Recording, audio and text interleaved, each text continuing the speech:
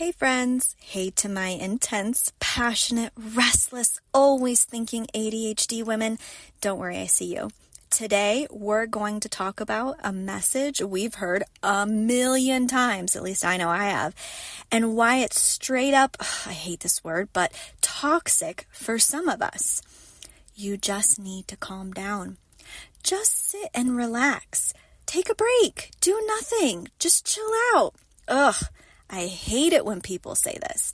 But what if I told you that advice, although well-meaning and well-intentioned, is actually hurting you? And it's hurting women with ADHD. So grab your comfy drink. Let's talk about it. So before we dive in, there is something I want to talk about. ADHD, especially in women, we are trained to mask. And we're trained to mask very early in our life. And we're also trained to, quote, be put together, right? To keep it all together, to not be too much, to be soft and graceful and composed. So when we get overwhelmed or overstimulated, the advice is always the same. It's slow down, breathe, rest, be still. But here's the problem. For people with ADHD, especially those with hyperactive or combined types of ADHD, that kind of stillness feels like hell for us. So the one thing that you're actually telling us to do, again, well-intentioned and well-meaning, is actually making it worse for us. But we're really good at masking, so we try. We go and sit on the couch and we try to be still. We try to clear our heads. And when we can't, now we're ashamed. We feel like something's wrong with us because everybody else seems to be able to sit on the couch and rest and chill and calm down. So that makes us feel like we're broken. It makes us feel like we're being dramatic. And then we feel more ashamed about we're failing at even resting, which should be something that comes naturally, right? And now we're not just overwhelmed, we're in a shame spiral because even our attempt at recovery feels like we're failing. But what if instead of trying to be chill, we gave ourselves permission to meet our nervous system where it's actually at? Rest doesn't have to mean stillness. Recovery doesn't always mean being quiet. Meditation doesn't have to be silent. And I know the last three things I said are really radical because everything that you've probably been told your whole life, and let's be honest, society and the mentality is that you need to be still and you need to be one with yourself and you need to blank your mind. I'm telling you that for physical restlessness, which is a really big part of ADHD, and also that internalized restlessness, doesn't always have to be stillness, doesn't have to be quiet, doesn't have to be silent, because that's actually hurting you. Instead, let's lean in to who we are instead of resisting it. So for physical restlessness, we actually need to be moving. I would say go take a walk. Go clean a room with your music on, whether it be in your headphones or blaring out. Fold laundry while you talk yourself down. Or use body intentionally and let your brain follow. This can look like physical exercise. This can look like boxing. It can look like moving your body around. Yoga. You do not have to sit still to get benefit out of recovery by moving your body. For internal hyperactivity, which means your mind is going 1,000,000 miles a minute. So even though you may look still and you may look like you're calm, inside you're an internal havoc. So instead, let's set an intention. This is my time to think about just what I want to think about.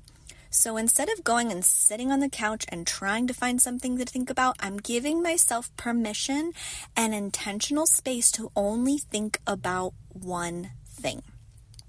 And I want you to use tools like talk to text on your phone, or like Notion or ChatGPT to anchor your thoughts, to help you cohesively bring your thoughts and your thought loops together so that you can visually look at it and understand where are you going with your thoughts. If your brain veers off topic, that's okay. We just notice it and gently come back to the intentional topic we were trying to do. This is meditation. It's just ADHD style. The one thing I also want to talk about, and I think this is more geared into the women in society, I think when people say just sit and relax, what they're often saying, or how we may be perceiving it, is that we need to be smaller, be quieter, and be less disruptive. And that message, it reinforces every trauma response we've ever internalized if you've been dealing with ADHD since you were a child. And I want you to think about that, because even if you were later diagnosed in life, like I am, you can probably come back to childhood memories and go, oh my gosh, that wasn't what I thought I was. That was my ADHD shining through, and nobody knew what to do with it. And so we got messages like, you're being too loud, or you're way too intense right now, or you're too much. I love the too much, because you're like, what do you mean too much? What am I supposed to do with too much? That's not even really good feedback, to be honest. But the truth is, and I really want you to hear this, you're not too much. You're not a lot. And a lot can actually be beautiful when it's understood and not suppressed. Let's take our gifts of our internalized hyperactivity, or our restlessness of our hyperactivity, and use it for good instead of suppressing it and repressing it and pushing it down because other people are uncomfortable. So as we end this episode, I want to create a new definition of rest for all of my ADHD folks. What if instead of trying to be chill, we tried to be in tune?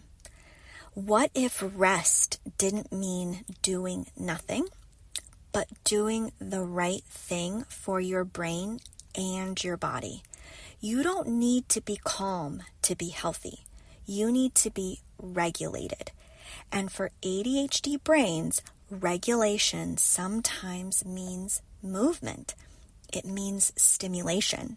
It means structured freedom.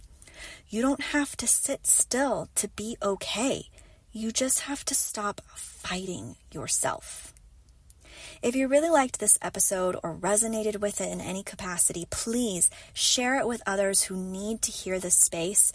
And don't worry, ADHD warriors, I see you. If you have particular topics that you would like me to expand on, please drop them in the comments. I would love to hear your feedback, and I would love to expand on phenomena and topics that you guys are struggling with so that we can understand ourselves better and also relate and resonate with each other, because we need a support system. And here it is. Thank you for joining me on Mindful Chatting.